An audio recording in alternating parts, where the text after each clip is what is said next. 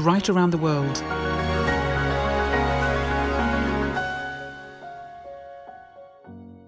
Hello, Om Shanti, and a very warm welcome to the last in our series of 21 masterclasses in New Consciousness, a series that has been looking at new ways of thinking, of being and of doing in today's rapidly changing world.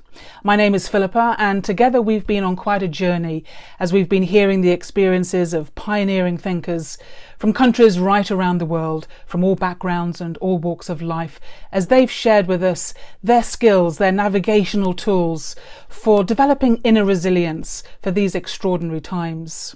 Now, of course, we've been recording these programs during the time of coronavirus, and what a time it's been.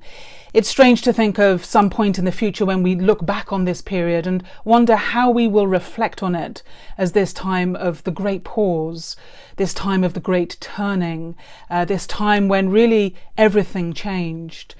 And I don't think many people would disagree with the sentiment that we are now living in uncertain times and that we absolutely have many problems that we need to now tackle.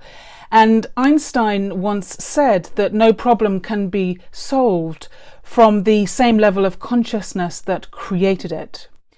And so very much this series has been exploring ways of creating a new consciousness, of looking at things with a fresh pair of eyes. The question is, does the spiritual perspective have a contribution to make in this new way of thinking and seeing things? And that's the topic of our final conversation today, spiritual perspectives on uncertain times. Now, our speakers throughout the series have been both students and teachers of the Brahma Kumaris World Spiritual University. As the name suggests, it's a place of learning for the spirit of spiritual matters. And it has 110 countries around the world where there are teaching centres and an active presence in even more countries than that.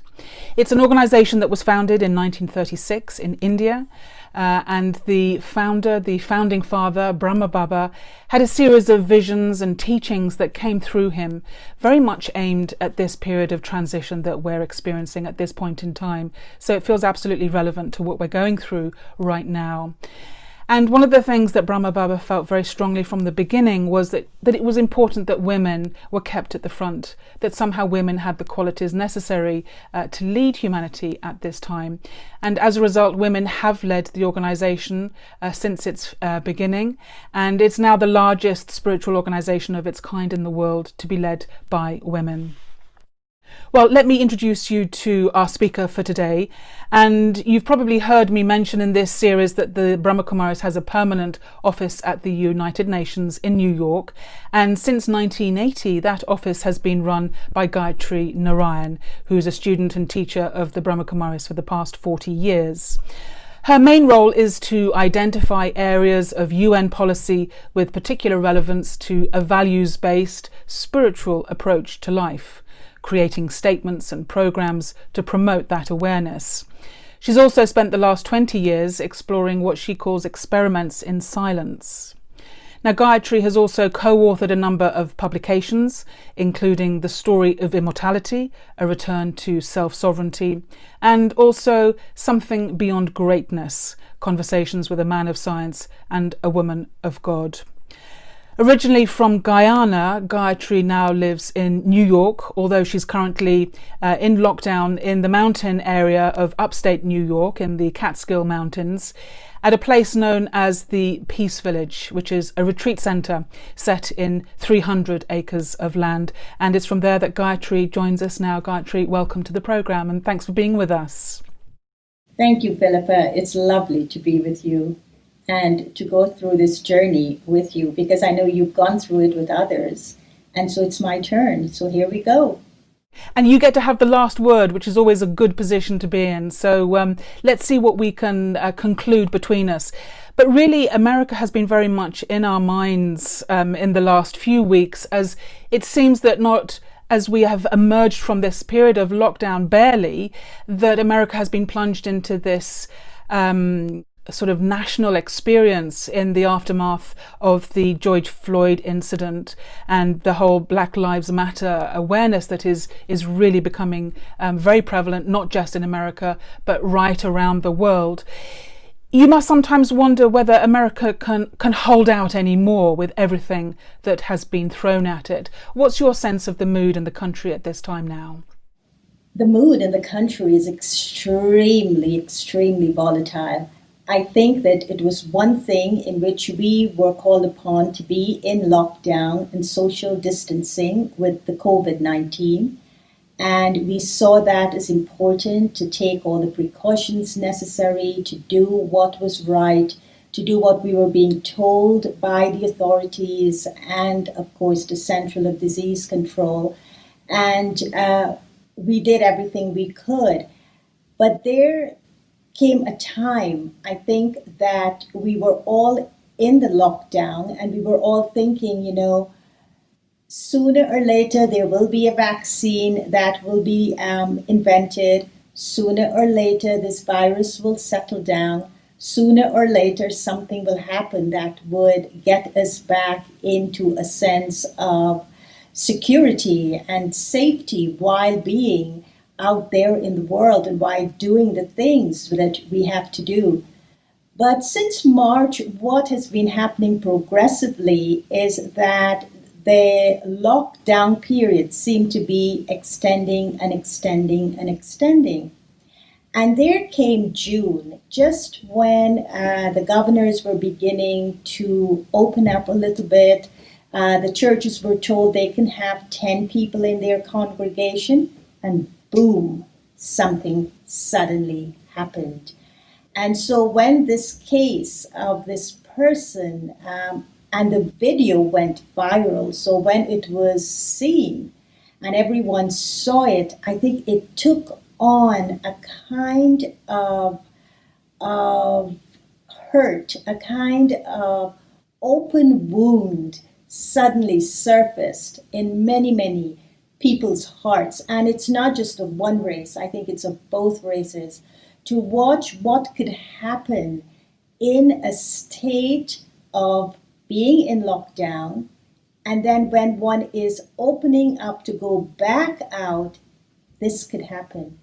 And so I think the trauma that the country is facing right now is a trauma that I think is very, very deep, because on the one hand, what it erupted was a wound that is very deep in the American people, and suddenly surfaced with a force that, again, like the coronavirus, I don't think they know how to deal with it. I don't think we know how to deal with it.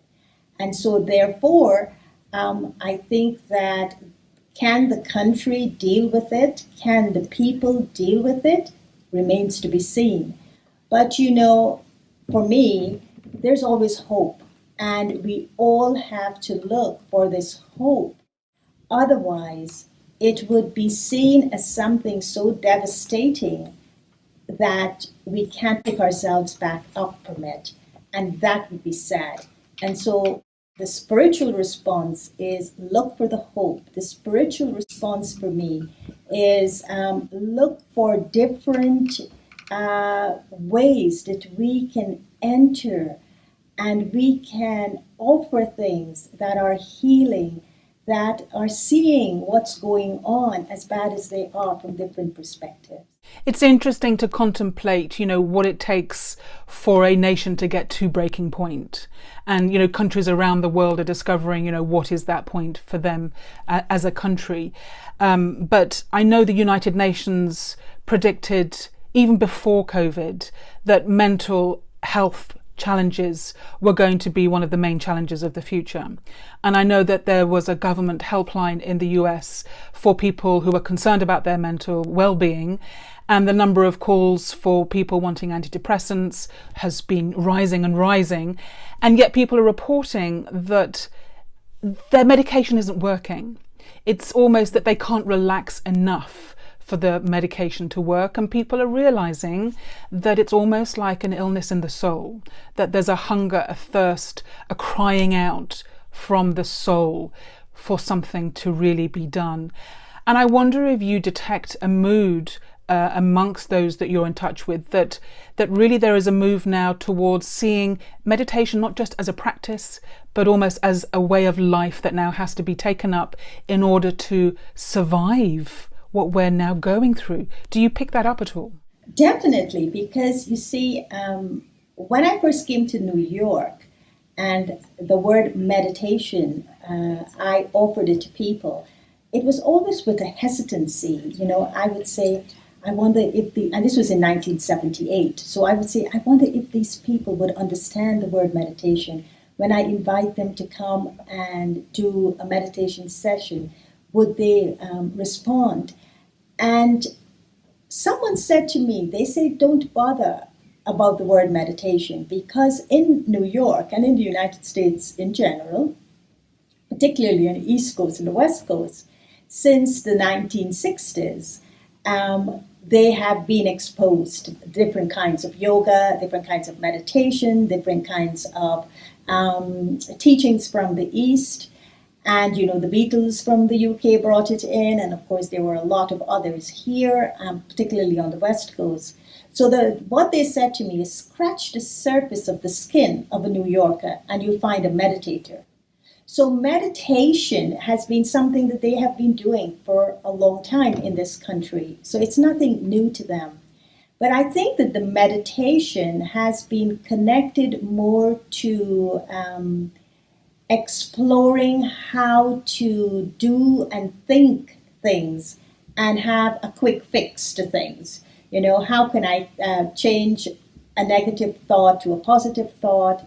How can I look at meditation as a way that can calm me, that can relax me? So it was used more as for relaxation and for, getting calm.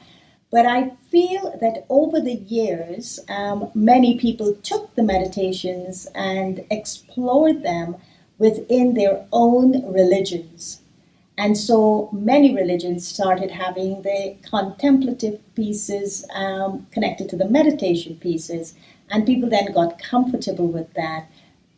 But now what I have noticed is that people are being affected mentally by what's going on. Now, this being affected mentally is not, I wouldn't say, a result, a direct consequence of COVID or a direct consequence of the racial demonstrations and the racial rioting we are experiencing now. But I think it was a build-up over the years, and people are having more to do and less time for themselves. They are having to live life in the fast lanes, and they're not taking the time to give themselves, the healing that is required, the distance from the work that they have to do. So they haven't integrated meditation as part of their living, as it were. And so, yes, you're right. What is happening now? People want more. And what they're saying, we want to go deeper. We want to go deeper, not just in the way we think and feel about things, but what are those patterns within ourselves that are so ingrained that I must now look at, because they're causing, those ingrained patterns are causing the problems.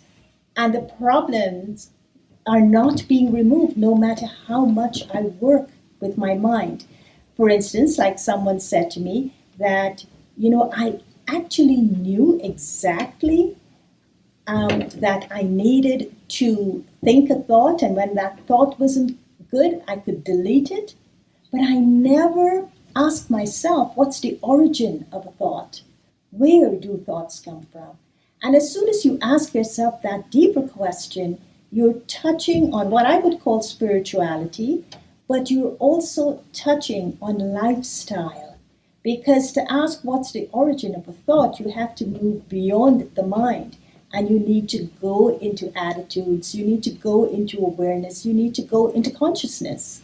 And so the removal of whatever are these patterns that are causing us to have problems with the way we live our lives, or I would say create obstacles on the course of life, we have to revisit those patterns and we have to transform them and we have to heal at the level of the patterns in the soul, which I would call as sanskaras or personality traits that are connected to my spiritual characteristics and to my spiritual personality.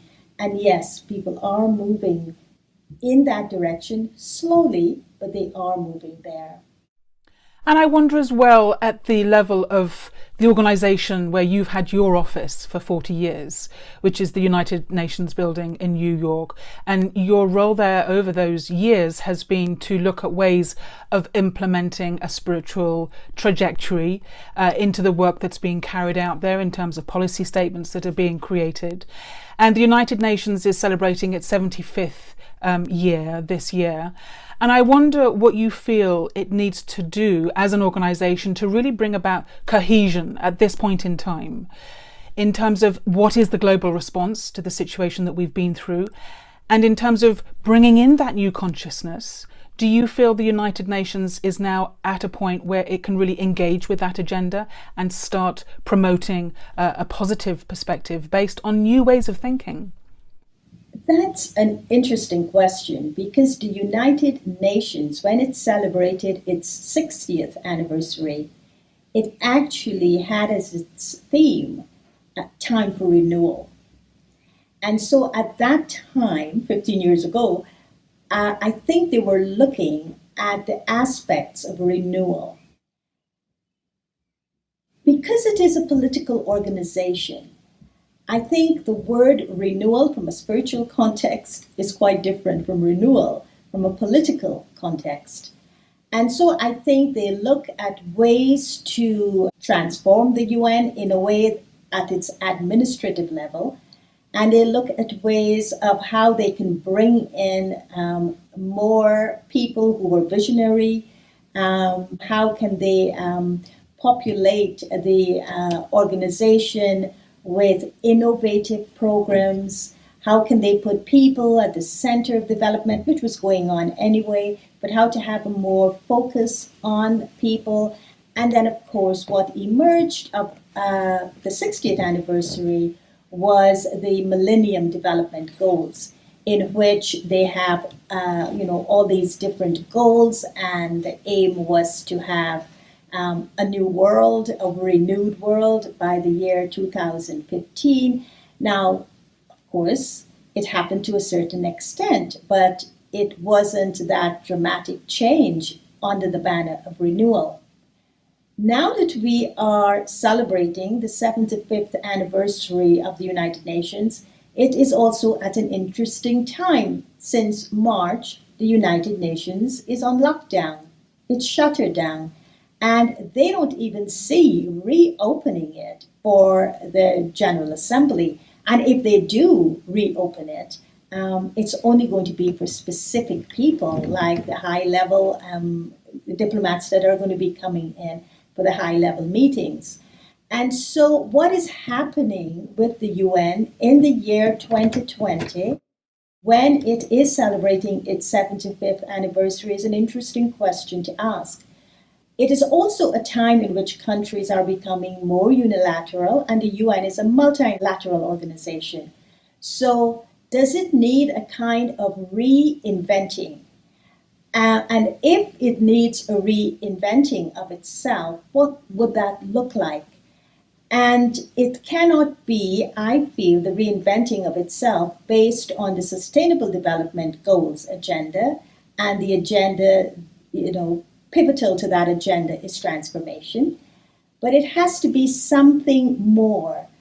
And what that something more is, I would say, to have a look at the UN, or the UN to have a look at itself from a different level of consciousness. Now, if you put a group of people representing their countries and representing the interests of their countries, and you say to them, now come together and have a session on reinventing the UN, they would all look at it from the interests of their countries, because that's what they represent.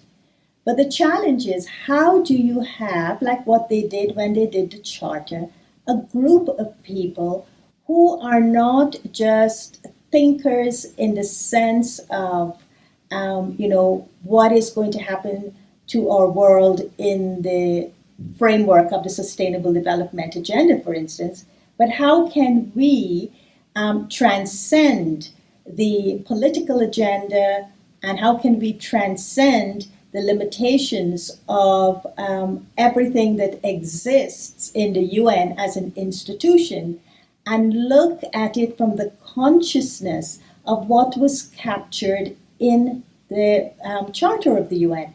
And in the preamble of the Charter of the UN, it states very clearly one of the purposes of the existence of the UN is to reaffirm faith in the dignity and worth of the human person. So what if, for its 75th anniversary, a group of visionaries, a group of people who are prepared to look at the United Nations from a different level of consciousness, get together and took this one beautiful tenet from the preamble and look at it again? How do we make this organization work in order to reaffirm faith in the dignity and worth of the human person? I would like to see that happen. And then what would happen is it wouldn't come back to, do we change the charter? Do we rewrite the charter? Do we include this one here and exclude that one there? But it would really be looking at the UN from a perspective of a new consciousness. And if I can look at something from a perspective of a new consciousness, then I'll have to do what Rumi says. You know what Rumi says, that when you go beyond the wrongdoing and you go beyond the right doing, there's a field, and I'll meet you there. And I think that it is within that field that we need to step into and look at things from a new perspective and a new consciousness. The analogy that's coming very much to my mind as you're speaking is that of the transformation of the caterpillar from a chrysalis to a butterfly. And there's a stage at which the chrysalis is hanging by a few threads, as within itself it's undergoing this profound transformation.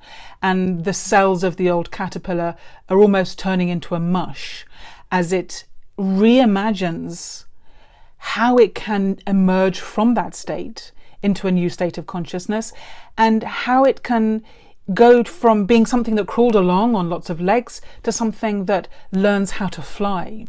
And it's almost as if humanity is hanging by the same thread as the old ways and the old systems are beginning to crumble and break down. And we're in this sort of sense of slight suspended animation when we can feel the old going, and we can feel something new rising up to meet us, but we're not quite sure what that is yet. And I wonder what you feel the role of silence is in terms of this reimagining process. Because within silence, when you see it from a spiritual perspective, there is a power within that which has the ability to reimagine. And I know that silence is something that you have journeyed with quite a lot over the years. Could you say something about what you feel the potential is when we really tap into that inner resource within each one of us to experience profound silence? And what is the possibility of something emerging from that experience? I love the analogy or the metaphor of the caterpillar and the butterfly, because I feel, it really tells us what's going on in the world. It actually really tells us what's going on now. We are in a period of lockdown, and we are caterpillars. We are constantly eating the grass. We are looking for every opportunity to connect. We are looking for more opportunities to connect now that we can't connect physically with people. And we're doing it through the internet. How many classes a day is one giving? How many people are listening to my classes? Caterpillar, eating the grass, eating the grass, eating the grass. At one level, it's good because I feel I'm needed by people.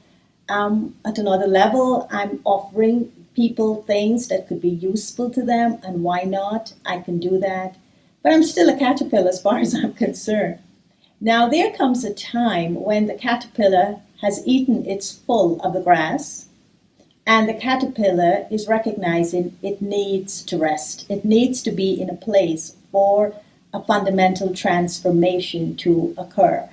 It needs to go into its chrysalis. It needs to, that metamorphosis has to happen.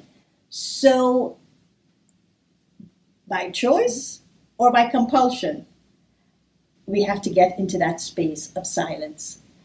And so I think rather than do it by compulsion, we can do it by choice. Because in the space of the silence, where the actual transformation occurs from the caterpillar to the butterfly, it's a lot of breaking down of almost everything of that caterpillar. And it gets into a formless state, it gets into this mushy state, it gets into a state in which there's almost what we call nothingness. And then it begins to reform itself into something so beautiful. But what happens in that process of its transformation within its chrysalis, somehow fundamentally its choices changes. And so that choice that changes in the fundamental shift within the chrysalis, it emerges, and rather than feed on grass, it begins to feed on nectar. It begins to eat and feed on something so refined and something so little that it nourishes it, because it understands somehow that this is what nourishes it. And so I think that this process for us is that we need to move from the expansion of everything outside the world, which is huge, and we need to move inside of ourselves, which I call a space, a sacred space of spiritual silence. And that spiritual silence, for me, I make the distinction between when someone says go into silence as a punishment, or go into silence as a void, or go into silence and I'm so scared because I don't know what I will discover in the silence, because all I'm seeing is darkness. It's like being in a womb of darkness. But this is spiritual silence. It's saying go into a silence of discovery, go into a silence of exploration, go into a silence of depth, go into a silence from which something new will emerge. And so within the silence, if we were to give ourselves permission to do it and we go into the silence by choice, then we will discover beautiful things about ourselves that would transform those patterns I spoke about earlier. And once those patterns can be retraced and could be transformed, then when I emerge, my choices in life will be better. My choices in life wouldn't be like the caterpillar again, eating on everything I can, but it would be very selective. And I think if we can do that, even at the level of our relationship to our environment would be so happy with us. If we could live a life of simplicity, choosing that which only we need and not to fulfill our greed, and therefore abuse our environment in the fulfillment of that greed, then our environment would, when we're just choosing that which is the essence and that which is the nectar, our environment would be a much better home planet for us. It would offer us the best. It would respond to us in the way we treat it. And so I think that's one of the benefits of going into silence. If I say, go into silence, and then you would discover your divinity, people would say to me, I'm not ready for my divinity yet. I'm just ready to do things on the basic level of being a human being. Well, the basic level of being a human being is the way you have a relationship with the planet, your home planet, the basic planet that gives you life at a physical level and nurture the physical system. So how do I have that relationship that would make a difference to both me and the planet that I live on? And so it does need us to go into that depth of silence within ourselves so that we can, I use the word again, reinvent our relationships, a relationship first and foremost with myself, with my fellow human beings, and with my world at large, but particularly at this point of time, my relationship with my environment. As we were using this analogy of the caterpillar and the butterfly, if you were to look at a caterpillar crawling along, you would never in a million years imagine that it could transform into the beautiful butterfly that it becomes. And I wonder what for you see as the potential transformation for humanity in terms of what we have the potential to become. And looking at this quote from Einstein of needing to find a new level of consciousness to solve the problems, what for you is that level of consciousness that we need to start now moving into? And you've talked about the nectar, and I like that, but what really is that fuel of nectar that enables that shift to take place, that enables us to get to that next step of evolution, if you like, of humanity? How are we going to break through to that? You know, there are things within ourselves that we refuse to look at. And I know that we look a lot when we're looking for transformation, we look at mindsets, change your mindset.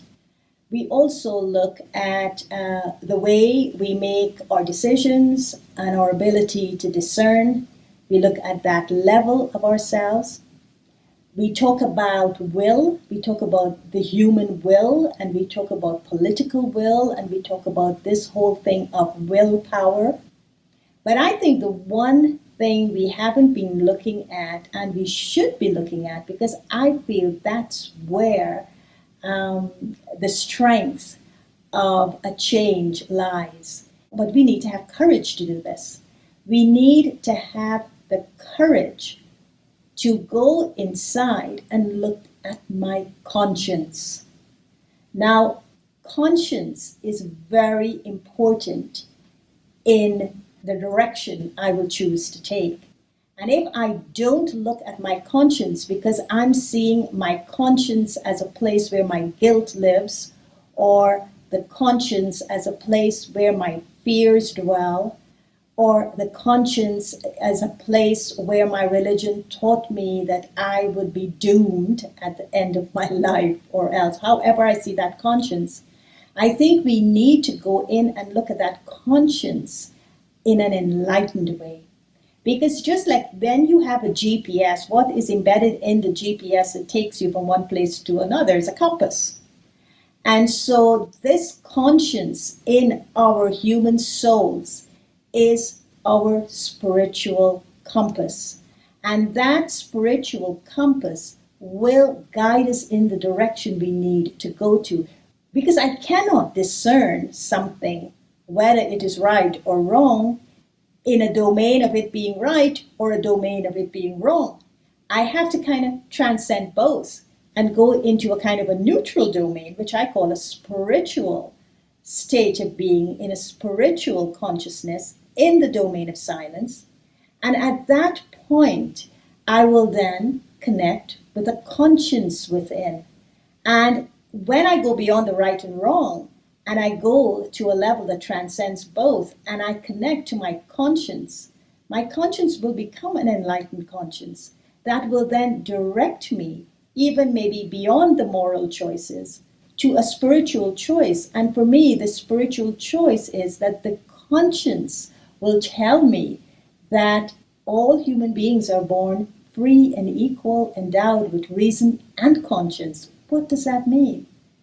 Or that all human beings are entitled to something like love, and love is a spiritual right. What will my conscience tell me then? Or there's enough in the world for every man's need, but not for every man's greed. What will my conscience tell me then? And I think one of the spiritual tools that is important for us to activate and use is that enlightened conscience. There's a beautiful experience as well of silence, which opens us up to a sense of the presence of something greater than ourselves, that there is some presence of divine love that we can tap into through the meditation experience of silence.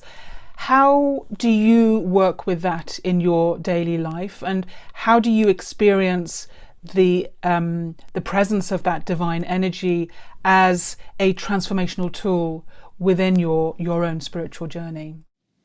Well, my journey that I have spiritually is a journey that is Raj Yoga, which is having yoga or connection with the highest. And so when we talk about the word yoga, it's usually connected to physical exercises and pranayamas and breathing, etc. But when I talk about yoga, I talk about Raj Yoga, and it is a spiritual form of connecting to the Supreme Being, to a higher source, to the divine, to God. And so when the United Nations declared the 21st of June as the International Day of Yoga, and it's also the day of the solstice, I was very excited actually. But then what I saw was that it came back to yoga being connected to health and well-being. It's connected to the state of the human body in terms of its balancing and integrating. And it comes back to the physical exercises. So this year we've decided to connect yoga to love. Nobody sees yoga as love, but yet yoga is love. And what is that love? Yoga is the love between the soul and the Supreme Soul. And it's one of the most beautiful love stories in the world. It is referred to in India as the story of immortality, in which the soul reclaims that immortal love in its relationship to God. And so we're talking about the 8 postures of the heart in this beautiful love story. Why is it that it is so important for us to have a yoga with the Supreme Being, with God, with the Source, with the highest on high? Because what the world needs, and it's a cliche term, what the world needs now is love, sweet love. But what the world truly needs love. The world truly needs that love. And so how do I trust a love that will reform me from being someone that is totally frustrated with life to someone who can get an optimism to see life differently, to see life with a hope, to see the opportunities that are being offered? That requires from me a certain experience of love that can only come from the Supreme. How can I purify tendencies that are holding me in bondage, that aren't allowing me to move forward, and that's actually killing the life in me? Again, that experience with the Supreme, that love that will purify and remove those bondages so it can release me and I can let go of limitations that I created for myself. But most importantly, how do I look at my fellow human being as a brother and sister? How do I practice universal brotherhood or sisterhood? The only way that will happen is if I transcend the differences that our physical forms present in front of us. And if I can push the boundaries of my consciousness and opt for radical inclusion. And that means radical inclusion with me. I need to see you in your beauty outside of the limitations of your body, of your gender, of your religion, of your race, of your culture. And I can see you truly as a being equal to me. And that is only possible when we are soul conscious, when we are conscious of ourselves as these light force, these beings of light. And that is not enough, however. What we need to do for this radical inclusion bit and pushing the boundaries of the consciousness is that we have to go beyond just being brothers and sisters as a human to a human, and be brothers and sisters as a spirit to a spirit, as a soul to a soul. And that is only possible when we come under the canopy of God's love. Because when we come into that relationship of God's love, then what we're seeing and experiencing is that everyone at some level has equal and full rights to that spiritual inheritance of love and peace and joy and purity and truth. They're all embedded in us. Why? Because we are children of God. And what ignites it is that flame of love.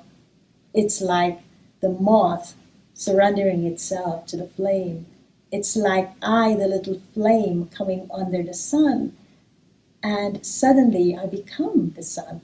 So that kind of love, that kind of true, altruistic, spiritual, soul conscious, beautiful love is what is required. And this is why having yoga with God is important, because that's the unifying force that we're all seeking today. I love this idea of the yoga of the heart that you talk about. It feels really transformational to explore that territory. But I'm also aware that you're sat there with a picture of the founding father, Brahma Baba, on the wall behind you. And we've talked throughout this series of Brahma Baba having a series of visions and teachings that very much came through him. They didn't come from him, they came through him. And I wonder if you could just share something of what that vision was for the future of humanity that Brahma Baba tapped into and experienced so profoundly, and went on to build his whole life around that vision that he had. What was he seeing for the future?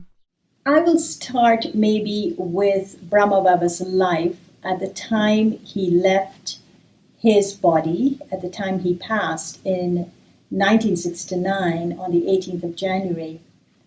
And I think I start with that because he left with us 3 words.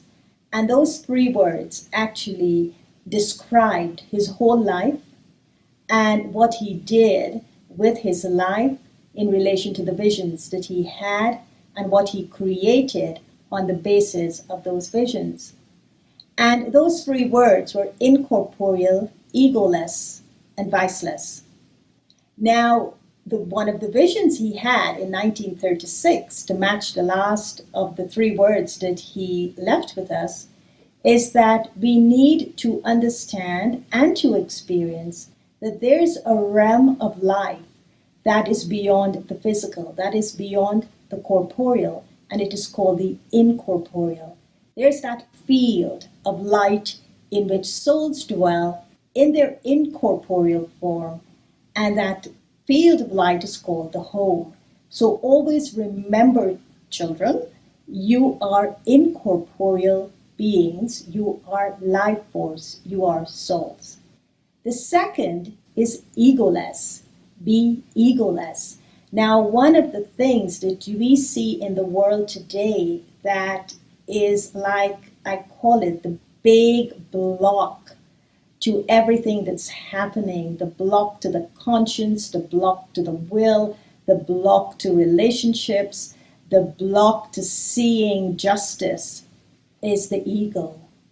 And so what the whole process of a spiritual journey is actually all about is to relinquish that ego. It's to get rid of that ego. And to get rid of the ego means I have to get rid of the I and mine and and me and my, and I have to see the world as a place in which I'm a trustee. I don't own anything. I'm a trustee of it. I didn't bring anything with me. I came into a world where everything was there before I arrived. And so that trusteeship of being egoless is very important on the spiritual journey. And viceless is to understand that as human beings, you're not enemies of one another. But if there is an invisible enemy that we are facing, it's of the vices. And so we have to conquer this vice. And guess what? The vice or the vices live inside of you. So you're not at war with the world, actually. You are on a battlefield, within yourself, and you must conquer these vices. And so to become viceless means I have to clean up my own home, which is my soul, and then start cleaning my world, or do it simultaneously. So these three words was actually the words that Brahma Baba's entire life was based on. Additional to that, he was a man that saw things very differently, I think, from anyone else that was on a spiritual path in the days of 1936. And in those days, he was living in undivided India, and he was in Hyderabad, Sindh. Now, what he saw and what one of the visions was, were to put women at the helm of a transformation process that was spiritual in nature.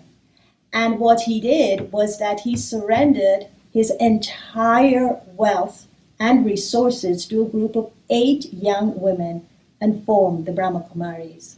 Now, the Brahma Kumaris, I always say, they flourish with the combined energy of Shakti, that comes from Shiva, God, and Gaia, that energy of the Mother Earth. And so with that, with those two Shaktis, of course, with those two powers, the power of the Shakti and the power of the Gaia combined, of course, they will be instruments to transform the world. And so Brahma Baba saw that. And what he needed, I think, and what he had perhaps naturally, but what he needed as well throughout the process was to embody this virtue of humility. Because I think that without humility, there isn't greatness. And when you embark on a spiritual path, in a way, you're seeking a greatness that comes from a humility that is so vital to the way you treat one another and to the way you build something that would be totally inclusive. So you have to have the humility to see the specialties in others. And you have to have the humility to know that it is the coming together and the being together and being part of what he always called us as God's family, in which there will be a true moving together and moving into a world that he calls the Golden Age. So that was Brahma Baba's life, and I like to have his picture on the wall wherever I am sitting. And I'll tell you an experience I had yesterday. I was talking to a few people, and we were having a conversation on how to, we were creating a program for the International Day of Yoga, and we were talking about it. And all of a sudden, one of the people on the call, the Zoom call, stopped me and said, "Who is that person on the wall behind you?" And of course, I was stopped in the middle of my sentence. And I said, "Oh, he's the founder of the Brahma Kumaris. His name is Brahma Baba." And he says, "You won't believe it. He is so animated above you, on the wall above your head. He's so animated. He's almost participating in this conversation we're having." And I said, there you are, You never know that how people never really pass on. They live on in many wonderful ways in which they still contribute to a process of world transformation. Well, that's a lovely note on which to end, with the thought that this journey that humanity collectively is now engaging with is going to benefit from help that is coming from the unseen realm, that we must remember that there are so many good wishes working with us at this time of change and transformation, and not to underestimate the potential of really harnessing what those energies are there and what they're capable of creating. It would be lovely, Gayatri, if we could just enter into an experience of silence, as we've been talking about it quite a lot. And if you could just guide us with your own thinking in terms of how to experience that space, that sacred space that you mentioned within us of silence, and really tap into the resource, the hidden resources that lie within us when we really dive deep into that experience of silence. That would just be great. Thank you.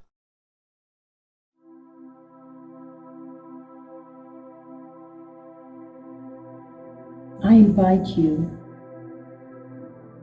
to be still.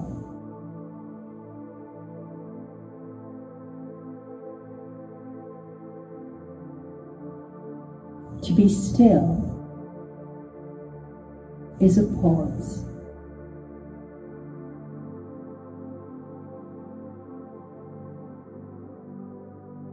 Life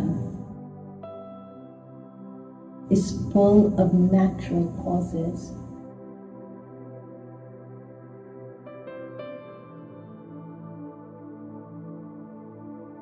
I breathe in,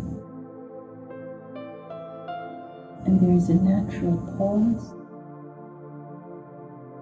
before I breathe out.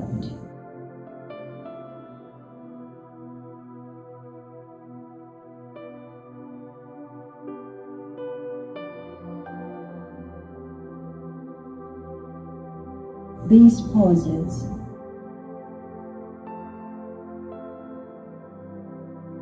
are entry points into silence.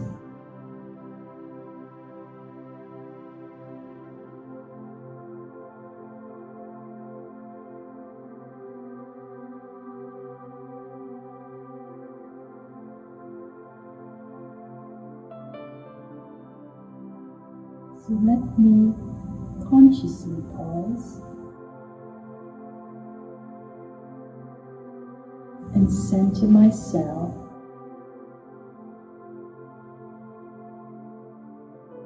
on the seat of the soul in the center of the forehead.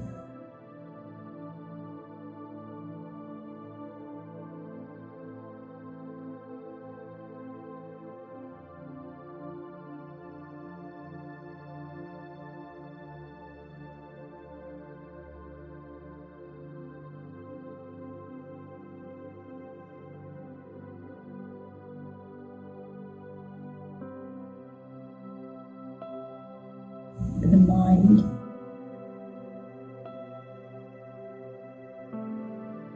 responds to this centering.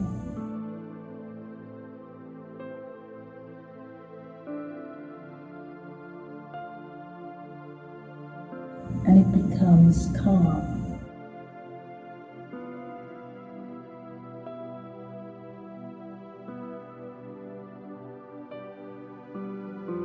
The waves of thinking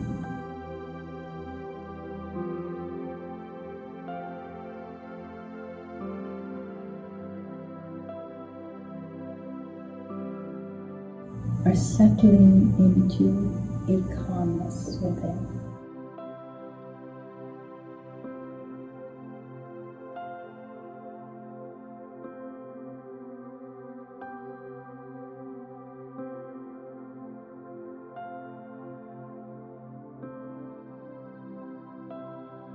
There is a deeper call from within.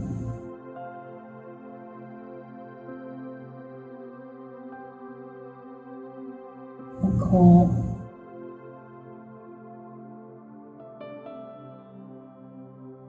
of a deeper silence.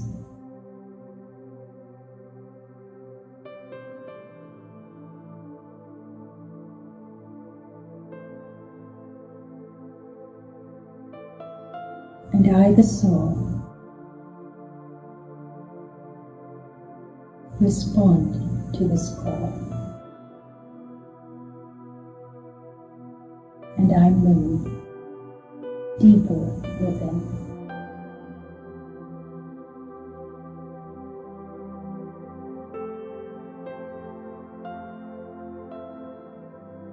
And just like a scuba diver sees the jewels at the bottom of the ocean,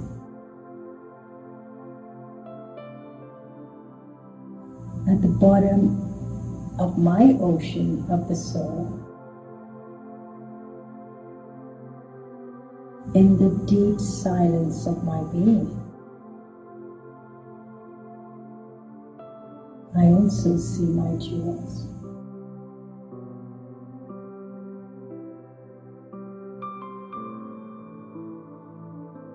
I connect with the jewel of love.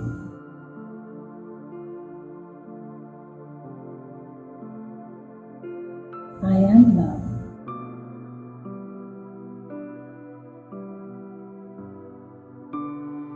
I am a being of love.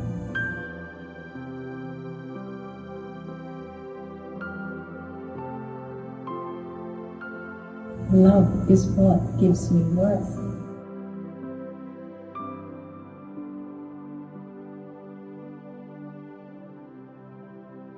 Love is what gives me beauty.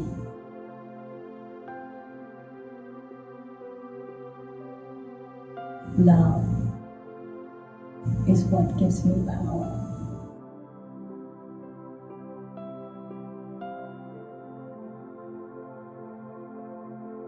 In discovering this precious jewel in my silence,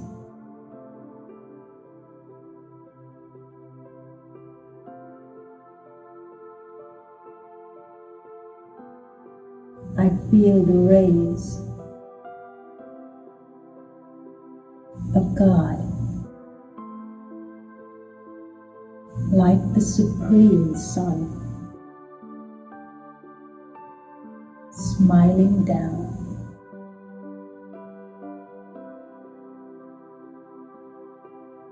at the love in the depths of my soul.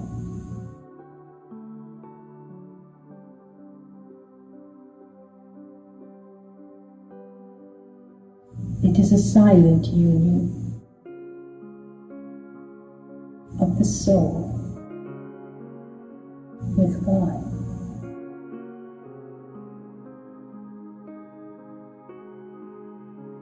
It's an intimate feeling.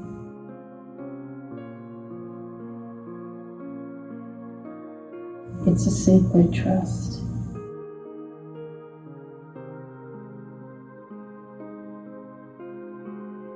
And I hold this.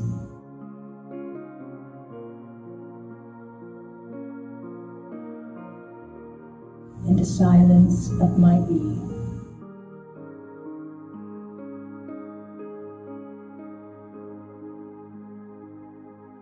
And I share it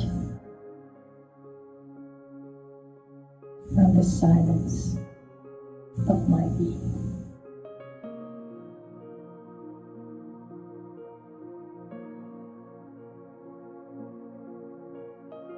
Om Shanti.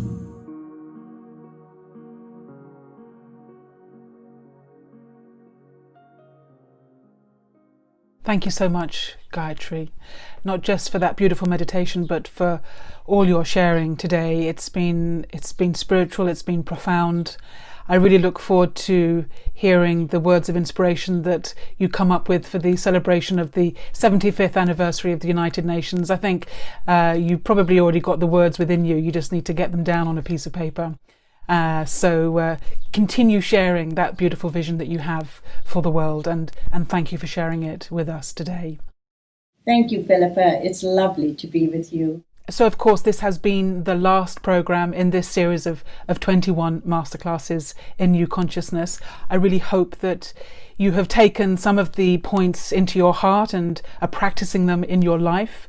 And if you're left feeling that, what are you going to do now that the series has come to an end? Well, let me reassure you that whichever country you are listening from, there will be a meditation centre not far from you. And the Brahma Kumaris offer all their meditation classes and all their courses free of charge. So do look them up and continue the journey in your own way. And it's always a special experience to share that time together. But I thank you for sharing your time with us, and until the next time we do another series, keep safe, take good care, Om Shanti, and goodbye.